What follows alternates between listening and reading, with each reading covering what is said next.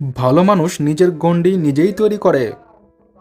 যখনই আপনি নিজের ব্যবহারে পরিবর্তন আনেন, যখনই আপনার মনে হয় কোনো বিকল্প পথ নেই, আপনি যখন নিজের অভিব্যক্তি সীমিত করে দেন, আপনার কাজ অপরের প্রতি কী ধরনের প্রভাব বিস্তার করছে এই সব বিষয়ে মাথা না ঘামিয়ে সাধারণ হয়ে থাকাই ভালো। নিজের জন্য একটা গণ্ডি তৈরি করার মধ্যে খারাপ কিছু নেই।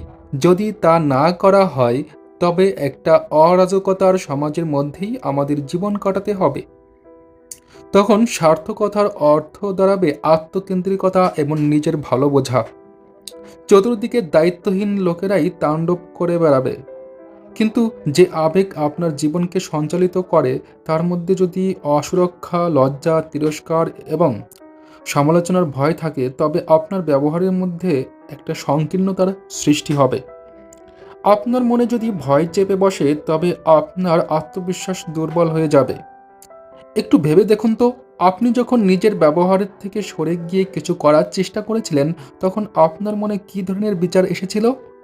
তখন হয়তো আপনি নিজেই নিজের মনে বলেছিলেন, আমি হয়তো এটা করতে পারবো না, উনি এটা পছন্দ করবে না, এর দ্বারা হয়তো উনি অপমানিত হবেন ও সত্যিই রাগ করবে। এই ধরনের খেয়াল মনে আসলে আপনার প্রকৃত ইচ্ছা নিয়ন্ত্রিত হয়ে যাবে। উদাহরণ হিসাবে বলা যায়, আমি যদি মাকে বলি প্রতিদিন রাতে তাকে ফোন করা আমার পক্ষে একটু সমস্যাজনক, তবে উনি দুঃখ পাবেন, আর আমি মাকে দুঃখ দিতে চাই না। আমি যদি নিজের প্রেমিককে বলি যে লম্বা চুল তোমাকে বেশি ভালো লাগে, তবে ও আমার সাথে আর কখনোই কথা বলবে না। আমি যদি বসকে বলি এখন পর্যন্ত আমি গত মাসের রিপোর্ট তৈরি করতে পারিনি, তবে তিনি আমাকে অযোগ্য বলে মনে করবেন আর কখনোই কোনো গুরুত্বপূর্ণ দায়িত্ব দেবে না। প্যাকেটের শেষ মিষ্টিটা যদি আমি খেয়ে নিই, তবে লোকে আমাকে ক্ষুধার্ত বলে মনে করবে। আমি যদি ওকে বলি যে শুক্রবারের সিনেমাটা একেবারেই খারাপ ছিল, তবে ও ভাববে আমি ভালো সিনেমা কাকে বলে তা জানি না, এবং ও আমার সাথে সব সম্পর্ক ত্যাগ করে দেবে। এই সমস্ত যদি তবের পরিস্থিতিতে দুটি গুরুত্বপূর্ণ বিষয় চোখে পড়ে। প্রথমত, একটা পরিণামের ভয় থাকে যা আমাদের কিছু করতে বাধা দেয়। দ্বিতীয়ত, আমরা সর্বদা খারাপ দিকের কথাটাই বেশি ভাবি।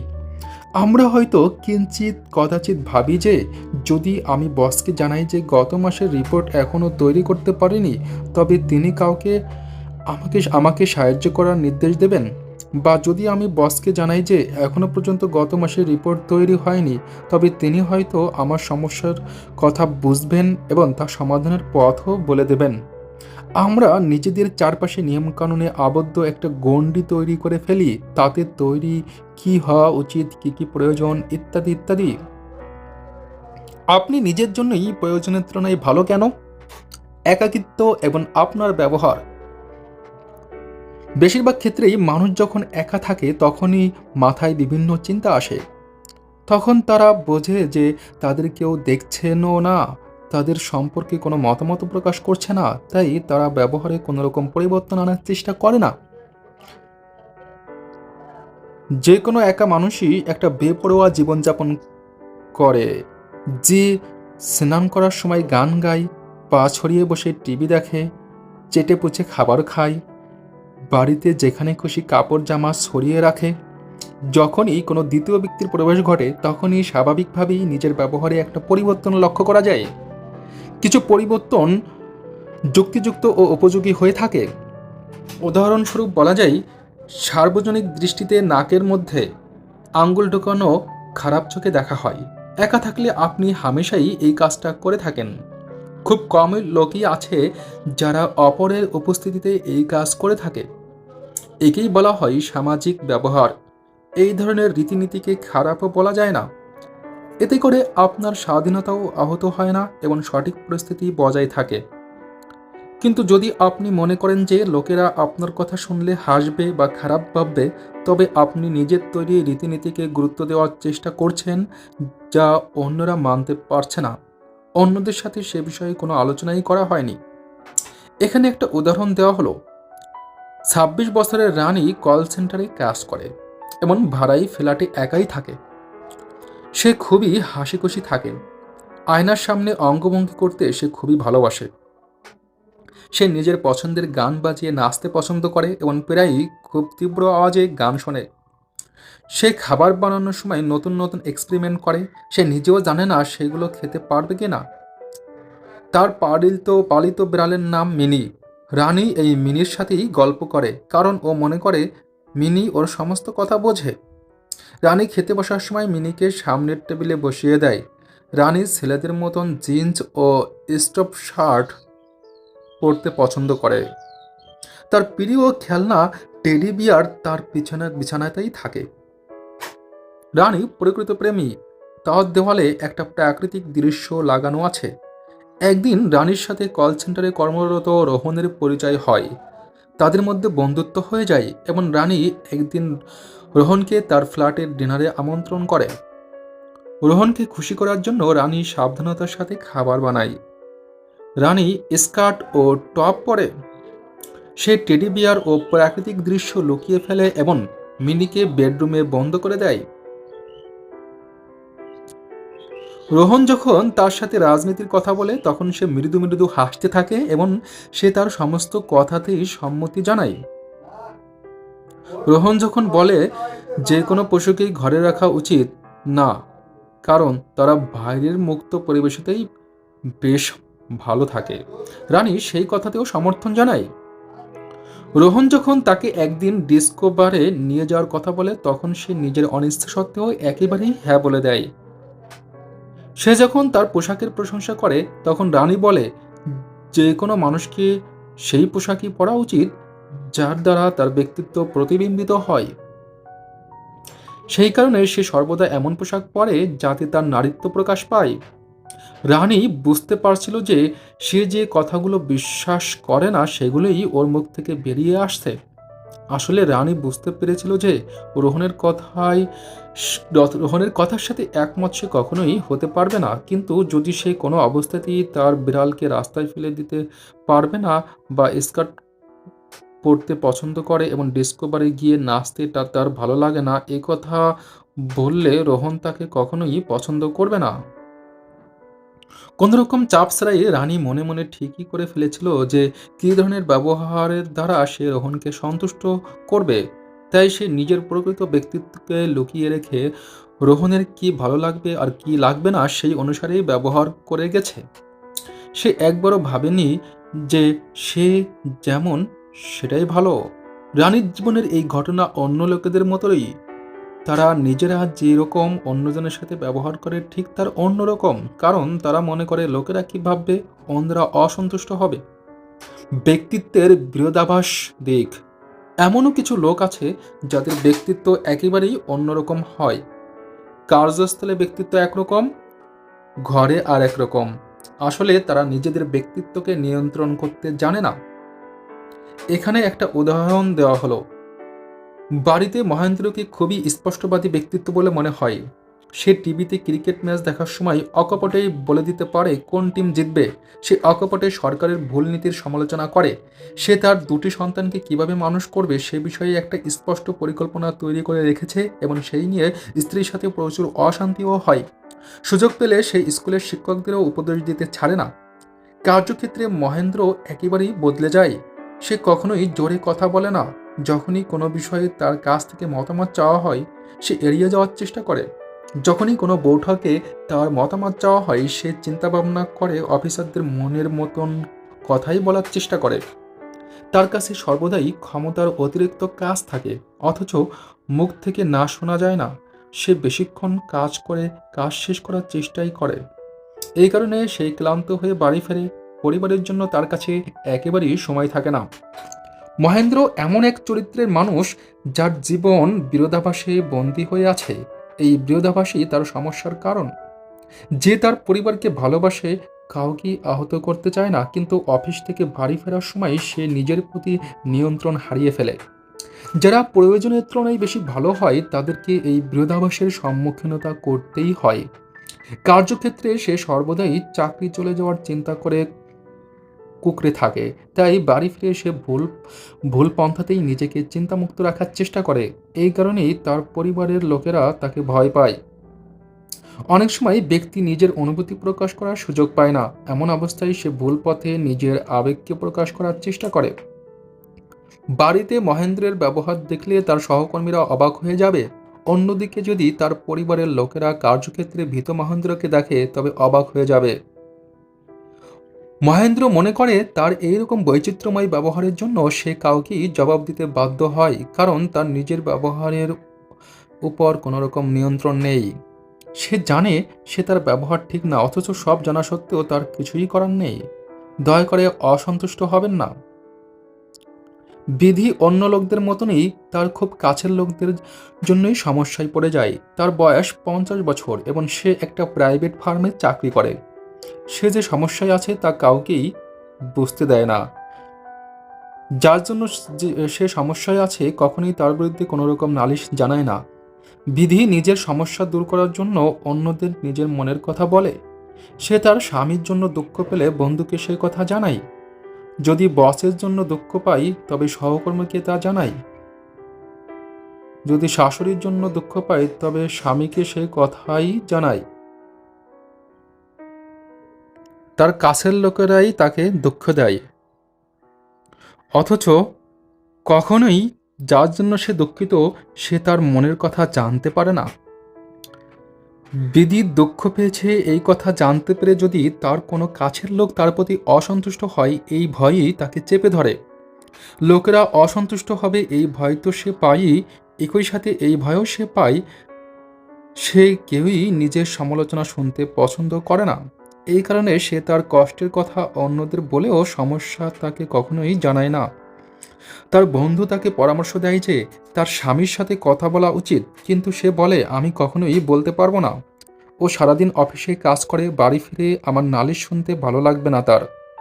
তার সহকর্মীরা তাকে বলে যে তার বসের সাথে কথা বলা উচিত, কিন্তু সে বলে আমি কখনোই তা করতে পারবো না। উনি আমার মতন বহু লোক পেয়ে যাবেন, কিন্তু আমার আর চাকরি থাকবে না। আর একই ঘটনা ঘটতে থাকে। বিধি মনে করে যে কারোর সামনে তার ব্যবহার নিয়ে সমালোচনা করলে সে অসন্তুষ্ট হবে। সে নিজের অনুভূতির কথা বলে ঠিকই, কিন্তু সঠিক লোকের সামনে তা ব্যক্ত করতে পারে না। বিধির মতন এমন বহু লোক আছে যারা মনের কথা বলতে পারে ঠিকই, কিন্তু যার জন্য সমস্যা তার চোখে চোখ রেখে কখনোই তা জানাতে পারে না। এটা এমন এক ভ্রমিত আবেগের উদাহরণ যা কখনো পরিবর্তন হয় না, অথচ মনের কষ্ট বাড়তেই থাকে। আমি এমনই, আমি কাউকে না বলতে পারি না। রবি একটু চুপচাপ কাজ করতে পছন্দ করে। সে কখনোই আকর্ষণের কেন্দ্রবিন্দু হতে চায় না। সে যখন কাজ করে তখন যাতে কেউ সেদিকে না তাকায় সে সেই চেষ্টা করে। রবি কিছু কিছু কাজ এমন করে যে তার জুড়ি মেলা ভার। সে একটা ফার্মের সেলস ম্যানেজার এবং নিজের কর্মচারীদের সাথে খুবই ভালো ব্যবহার করে। সে শালীন, বুঝদার, সে অসীম ধৈর্য নিয়ে লোকেদের কথা শোনে এবং বেশিরভাগ সময়তেই বেশ কার্যকরী সমাধান খুঁজে বের করে। লোকেরা রবিকে পছন্দ করে। তারা মনে করে সে খুবই ভালো মানুষ, সে অপরের জন্য সবকিছু করতে পারে। কিন্তু রবি কখন নিয়োগকারীর আশা পূরণ করতে পারে না। সরি কিন্তু রবি কখনো নিয়োগকারীদের আশা পূরণ করতে পারে না। নিয়োগকারী এবং বড় বড় অফিসাররা দেখে যে সে অতি সহজেই মানুষের সাথে মিলেমিশে যেতে পারে, তাই তারা বুঝতে পারে না যে কেন মিটিংয়ে সে ভূতের মতন চুপচাপ বসে থাকে, কেন কোনো রকম কথা বলে না। তারা বুঝতে পারে না যে রবি চুপিসারে গ্রাহকদের চাহিদা পূরণ করতে পারে, অথচ ব্যবসায়িক সওদা করতে পারে না।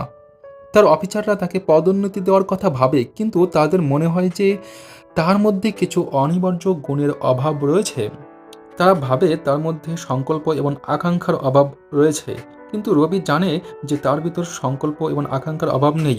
শুধুমাত্র সে না বলতে পছন্দ করে না যে মানুষের চোখে খারাপ হতে চায় না, কারো খারাপ লাগবে এটা ভাবতেই তার খারাপ লাগে। সে এটা বোঝার চেষ্টা করে না যে তার কর্মচারীরা তাকে পছন্দ করলেও তার ভালো মানুষের সুযোগ নিতে চায়, তার সাপ্লায়ারও সুযোগ নিতে চায়, কারণ তারা জানে যে রবি কখনোই না বলবে না। এই ধরনের ভালো মানুষের জন্য রবির নিয়োগকারীরা দ্বন্দ্বে পড়ে যায়। অন্যদিকে রবির মতো লোকেদের দ্বন্দ্ব আরও বৃদ্ধি পায়। রবির মতো লোকেরা আদর্শ ব্যক্তি হওয়ার জন্য সব কিছু করতে পারে। এই ধরনের লোকেদের বস তাদের এই গুণের কথা জানে এবং এই কারণেই তারা তাদের চাকরিতে রাখে। বসেরা মনে করে তাদের মেরুদণ্ডও আছে, কিন্তু তাদের কাছে সেটারই অভাব থেকে যায়। রবি চায় সবাই তাকে পছন্দ করুক, তাই সে কখনোই কাউকে অসন্তুষ্ট করে না। যারা সব দিকেই ভারসাম্য বজায় রেখে চলতে পারে তাদের সম্পর্কেই বলা যায় তারা কঠোর অথচ সৎ। এই সমস্ত ক্ষেত্রে শুধু যে না অনুপস্থিত থাকে তাই না, বরং সম্ভাব্য বিকল্পেরও কোনো স্থান থাকে না। বালকসুলভ ব্যবহার। রাজু আর লীনা অল্পবয়স্ক সফল দম্পতি। লীনা একটা প্রাইভেট স্কুলের শিক্ষিকা। দুষ্ট বাচ্চাদের নিয়ন্ত্রিত করতে ওর কোনো অসুবিধাই হয় না। বাচ্চাদের নিয়ে সময় কাটাতে ও ভালোই বাসে। স্কুল থেকে বাড়ি ফিরেও ক্লান্ত বোধ করে না, বরং সারাদিন ধরে পড়াশোনার মধ্যে থাকার জন্য সে আরও বেশি উৎসাহ পেয়ে যায়। রাজু সরকারি চাকরি করে এবং সাধারণ ধারণা অনুসারে তার চাকরি নিয়ম ও একঘেয়ে বলে মনে হয় না। ও যে বিভাগে কাজ করে সেই বিভাগে নতুন নতুন পরিকল্পনা তৈরি করে কার্যান্বিত করা হয়। সে এই কাজ করতে খুবই উৎসাহ বোধ করে এবং উৎফুল্লতা থাকে। রাজু আর লিনার মধ্যে ঝগড়া হলেও তা বেশিক্ষণ স্থায়ী হয় না। তারা নিজেদের মধ্যে অভিজ্ঞতা ও অনুভব ভাগাভাগি করে নেয়। তাদের উৎফুল্লতা, যুবকসুলভ উৎসাহ, যুবকসুলভ মানসিকতা এবং প্রতিদ্বন্দ্বিতা স্বীকার করার সংকল্প তাদের ব্যস্ত রাখে। বেশিরভাগ সময়টাই এইভাবেই কাটে। কিন্তু বাবা মার প্রসঙ্গ আসলে এমনটা হয় না। দুজনেই বাবা মাকে খুব ভালোবাসে। আবেগের দিক থেকে দুজনেই বাবা মার উপর খুবই নির্ভরশীল। দুজনের বাবা মাই পাশাপাশি গ্রামে থাকে। দোল দীপাবলিতে রাজু আর লীনা খুবই সমস্যায় পড়ে যায়। দুজনের বাবা মাই ভাবে উৎসবের সময় তাদের কাছে থাকা উচিত। রাজু আর লীনার পক্ষে এক উৎসবে এক গ্রামে আর অপর উৎসবে অন্য গ্রামে যাওয়া অসুবিধাজনক হয়ে ওঠে। উৎসবের সময় আসতেই দুজনে চিন্তিত হয়ে পড়ে। উৎসবের সময় তারা কখনোই নিজেদের মতো করে কাটাতে পারে না, কারণ তাহলে তারা অপরাধ বোধে ভোগে। শুধু উৎসবের সময়টাতেই এমন হয় না, দুজনের বাবা মাই চায় সাপ্তাহিক ছুটির দিনও যেন তাদের কাছে এসেই কাটায়। এই দ্বন্দ্বের সাথে রেহাই পাওয়ার জন্য রাজু আর লীনা শনিবার নিজেদের ফোন বন্ধ রাখে। তারা নিজেদের মধ্যে ঠিক করে নেয় রবিবার কী করবে এবং নিজেদের বাবা মাকে ব্যস্ততার কথা জানিয়ে দেয়। রাজু আর লীনা সেই ধরনের ভালো মানুষদের শ্রেণীতে পড়ে যারা বালকসুলভ ব্যবহার করে। দুজনেই সফল যুবক এবং চাকরিজীবী। তারা দৃঢ়তার সাথে যে কোনো প্রতিদ্বন্দ্বিতার সম্মুখীনতা করতে পারে এবং আনন্দের সাথে জীবন অতিবাহিত করতে পারে। বাবা মার ব্যাপারে তারা দুজনেই 4 বছরের বাচ্চার মতন ব্যবহার করে। তারা এমন ভাব দেখায় দেখে মনে হয় তারা বাবা মার কথা না শুনলে তাদের দণ্ড দেওয়া হবে, বকা হবে, তিরস্কার করা হবে। অনেক প্রভাবশালী লোকের পক্ষেও বাবা মার সাথে সঠিক ব্যবহার করা কঠিন হয়ে ওঠে। তারা মনে করে ঠিক মতন সম্মুখীনতা করা অসম্ভব। শৈশবে যে অভিজ্ঞতার মধ্য দিয়ে দিন কাটায়, বয়সকালেও সেই অভিজ্ঞতার মনে দানা বেঁধে থাকে। তাই বাবা মার সামনে শিশুসুলভ ব্যবহার করে। কিছু ক্ষেত্রে বাবা মা যেমন চায় তারা সেই রকমই ব্যবহার করে, কিন্তু বেশিরভাগ ক্ষেত্রেই নিজেদের মান্যতা অনুসারে ব্যবহার করে। তারা কখনোই স্বতন্ত্র মতামত জানানোর চেষ্টা করে না। তারা বাবা মার মতের বিরুদ্ধে কিছুই বলতে চায় না। এই প্রকার ব্যবহারের জন্য তারা একটু চাপের মধ্যে থাকে। যারা দৈনন্দিন জীবনে দৃঢ় সংকল্প শক্তির পরিচয় দিতে পারে তাদের জন্য এই প্রকার পরিস্থিতি হতাশাজনক হতে পারে। এই ধরনের বিরোধাভাসের ফলে ভ্রম ও রাগের সৃষ্টি হতে পারে। আমার কোনো গুরুত্বই নেই। অত্যাধিক ভালো লোকেদের ক্ষেত্রে একটা বিশেষ লক্ষণ হলো তাদের আত্মবিশ্বাস এবং আত্মসম্মান খুবই দুর্বল হয়। তারা ভাবে তাদের মতন সংকুচিত ব্যক্তিদের সাথে কেউই বন্ধুত্ব করবে না। এই কারণে যখনই অন্য কোনো ব্যক্তির সাথে সম্পর্ক গড়ে ওঠে তখন এমন ব্যবহার করে যা দেখে মনে হয় তাদের কোনো গুরুত্বই নেই। তারা মনে করে অপরকে সন্তুষ্ট রাখার জন্য এবং সকলের প্রশংসা পাওয়ার জন্য কিছু না কিছু করতেই হবে। এই উদাহরণটা দেখুন। মুকেশ এক প্রাইভেট কোম্পানির উচ্চ পদে চাকরি করে। সে শীর্ষস্থানে নেই ঠিকই, কিন্তু মধ্যম মানের তুলনায় অনেক উপরেই আছে। সে নিজেই বুঝতে পারে না কিভাবে এই পদে পৌঁছে গেল, কারণ তার নিজের যোগ্যতার প্রতি কোনো বিশ্বাস নেই। সে মনে করে অন্য লোকেদের প্রয়োজনের কথা সে জানে এবং অপরকে তাদের প্রয়োজনীয় সেবা প্রদান করে বলেই উচ্চ পদের অধিকারী হতে পেরেছে।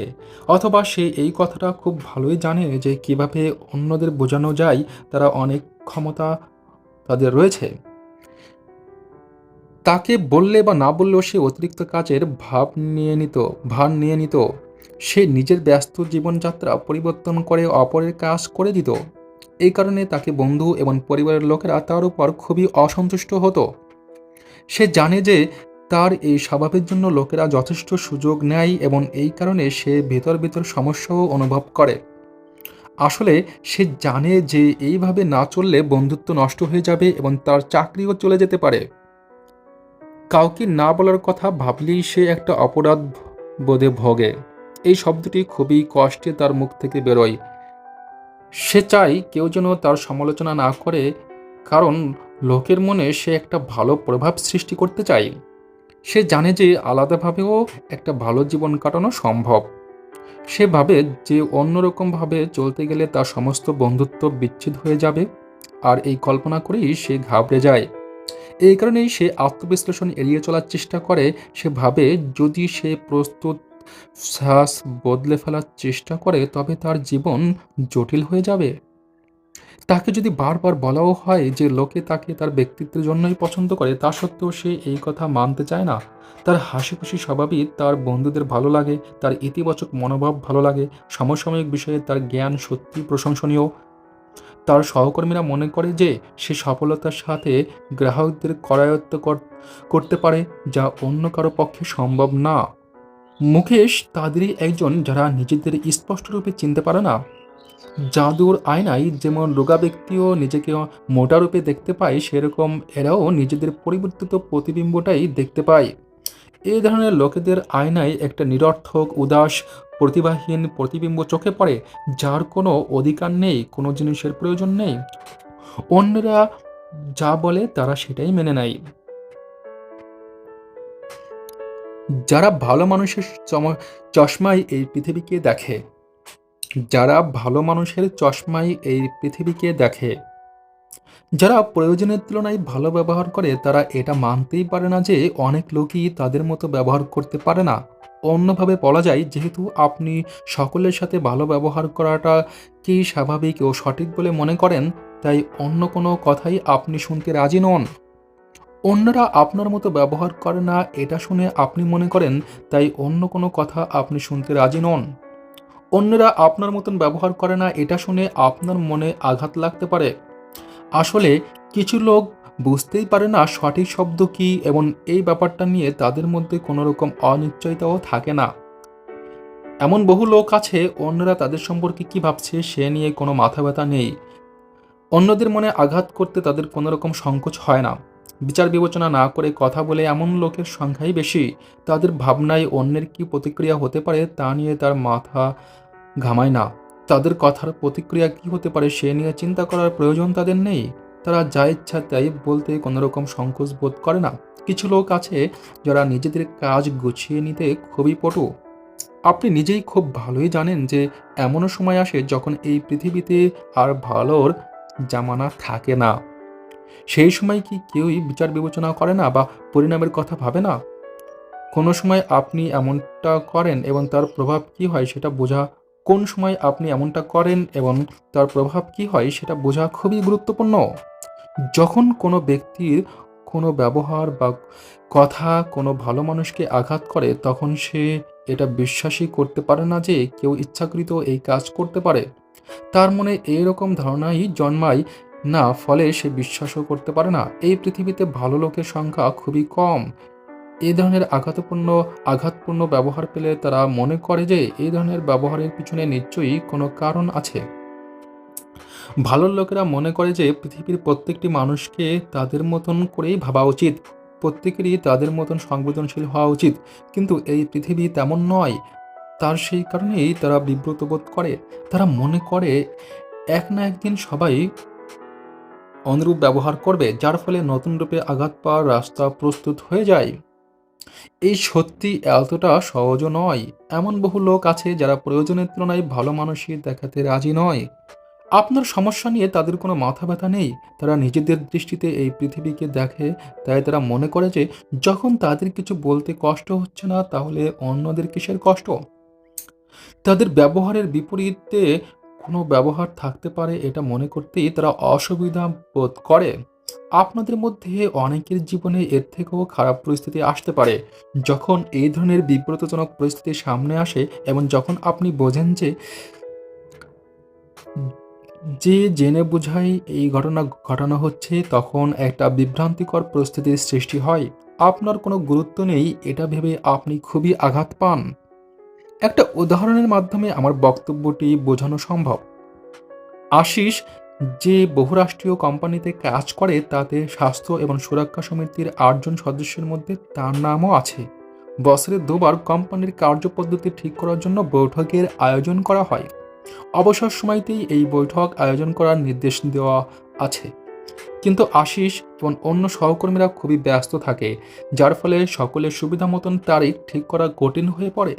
যখন বৈঠকের তারিখ ঠিক করার দায়িত্ব আশিসের উপরে আসে, তখন অন্য সদস্যরা ফোন ও ইমেলের সাহায্যে নিজেদের সুবিধা মতন সময় বলতে থাকে।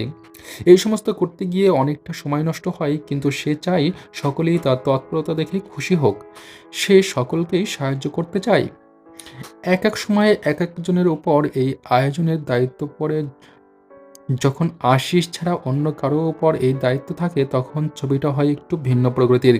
সমিতির ৩ জন সদস্য বসে সময় ও তারিখ ঠিক করে নেয় ও বাকি সকলকে তা জানিয়ে দেওয়া হয়।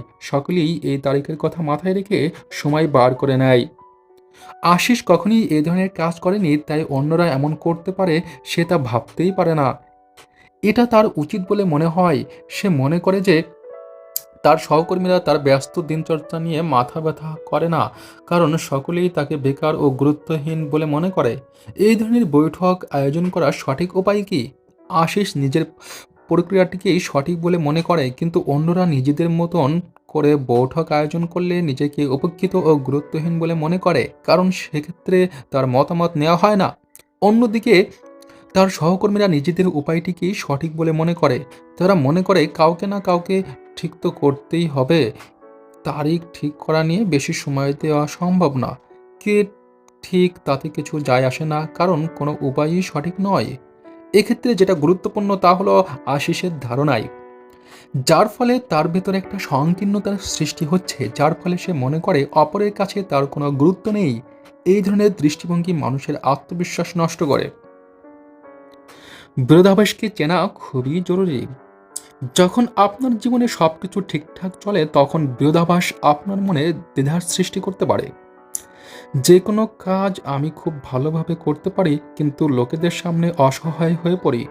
আমি লোকেদের সঙ্গে সম্পর্ক গড়ে তুলতে পটু, কিন্তু বাবা মার সামনে এই ধরনের নির্দয় কিভাবে হয়ে যায়। আমি প্রেমিকার সামনে কত সাহস দেখাই, কিন্তু বসের সামনে কেন এত দুর্বল হয়ে যায়। এই ধরনের লোক খুবই কমই আছে যাকে কোনো রকম বিরোধাভাসের সম্মুখীনতা করতে হয় না, যার প্রতিটা ব্যাপারই ভারসাম্যযুক্ত বা একেবারেই ভারসাম্যহীন। এমন বহু লোক আছে যারা ভাবে তাদের সম্পূর্ণ জীবনই নিরর্থক, কিন্তু সত্যিটা এর বিপরীতও হতে পারে। যতক্ষণ না খুবই সংকটজনক পরিস্থিতির সৃষ্টি হচ্ছে এবং গম্ভীর মানসিক যন্ত্রণা দেখা দিচ্ছে, ততক্ষণ পর্যন্ত জীবনের সমস্ত দিক শ্রেষ্ঠ হওয়া অসম্ভব, সে যাই চ্যালেঞ্জ করুক না কেন। এই অধ্যায়ে প্রতিপক্ষ বিষয়ের মাধ্যমে আপনি বিরোধাভাসের ব্যাপারটা বুঝতে পারবেন এবং সঠিক প্রেক্ষাপট সমস্যাটি বোঝার চেষ্টা করতে পারেন।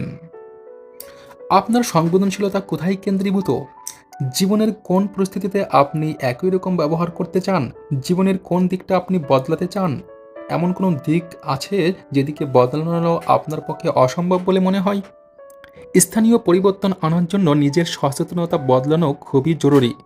আপনি কোন পরিস্থিতিতে কী করছেন, কী ধরনের লোকেদের সাথে কীরকম ব্যবহার করছেন, যত বেশি সেগুলি অনুভব করতে পারবেন, তত বেশি নিজেকে বদলাতে পারবেন।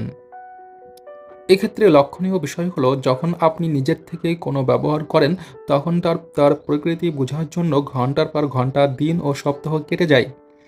এই সময় হঠাৎই আপনার ভিতর থেকে একটা প্রতিক্রিয়া বেরিয়ে আসে, যা আপনার স্বভাবের সাথেই এতটাই জড়িত যে আপনি কী করছেন তা আপনি বুঝতেই পারেন না। আপনার প্রথম কাজ হলো অন্তত একবার নিজের অবচেতন মনের ব্যবহার বোঝার চেষ্টা করা এবং এটা বোঝা যে এমনটা হতেই পারে। এক্ষেত্রে একটা খুবই সাধারণ পরামর্শ দিচ্ছি। প্রয়োজন ছাড়াই আপনি আই অ্যাম সরি কথাটা কতবার বলেন তা লক্ষ্য করুন। পরবর্তী ধাপে সেই মুহূর্তগুলোর দিকে লক্ষ্য করুন যখন আলাদাভাবে কিছু করার ইচ্ছা আপনার ভিতর প্রবল হয়ে ওঠে, অথচ আপনি তা করতে পারেন। এই সময় আপনার মস্তিষ্ক না বলে, অথচ আপনার মুখ হ্যাঁ বলে। মুখ থেকে শব্দ উচ্চারণ করার সময় আপনি খুবই অসহায় বোধ করেন। একই সাথে সেই সময়ের কথা ভাবুন যখন আপনি কারো থেকে কিছু চান এবং তা পেয়েও যান, কিন্তু কিছু চাওয়ার জন্য আপনি নিজেকে স্বার্থপর ও অপরাধী বলে মনে করেন।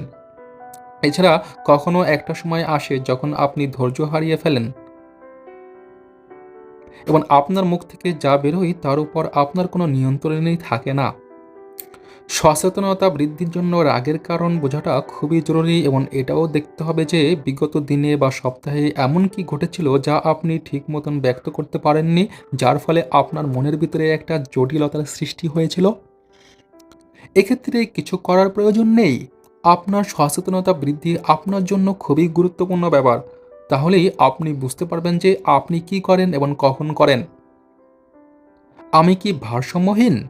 যখন আপনি বুঝতে পারবেন যে আপনার ব্যবহারের কারণেই আপনার জীবন গণ্ডিবদ্ধ হয়ে গেছে, তখন তার অর্থ এই হয় যে কোথাও না কোথাও অবশ্যই কোনো ঘাটতি আছে। এটা হাসিখুশি থাকতে না পারাও হতে পারে। জীবনযাপনের ক্ষেত্রে একটা ভয় দেখা দিতে পারে, যার ফলে আপনার মনে হতে পারে আপনার জীবন লাইনচ্যুত। হয়তো আপনি অপরের জন্য বাঁচেন, যার ফলে নিজের জন্য সময় বার করাটা কষ্টকর হয়ে উঠতে পারে। যদি আপনার জীবন এর মধ্যে গণ্ডিবদ্ধ হয়ে যায়, তবে আপনার ভিতরে একটা হতাশা, খালি খালি ভাব এবং আশাহীনতার ভাব সৃষ্টি হতে পারে। তাহলে সঠিকভাবে ভারসাম্য বজায় রাখার অর্থ কী? আপনি তখনই নিজেকে সম্পূর্ণরূপে ভারসাম্যযুক্ত বলে মনে করতে পারবেন যখন আপনার বিচার বিবেচনা, অনুভূতি, আকাঙ্ক্ষা, ইচ্ছা এবং স্বপ্ন আপনার বাইরের জগতের সাথে তাল মিলিয়ে চলতে পারবে। যদি বাইরের জগৎ ও ভেতরের জগতের মধ্যে ফাঁক থেকে যায়, তাহলে ভারসাম্য বজায় থাকার প্রশ্নই ওঠে না। সঠিক ভারসাম্য বজায় রাখার অর্থ হলো আপনার বাইরের ব্যবহার আপনার ভেতরের অনুভূতি ও আকাঙ্ক্ষাকে সঠিক রূপে প্রতিবিম্বিত করতে পারে।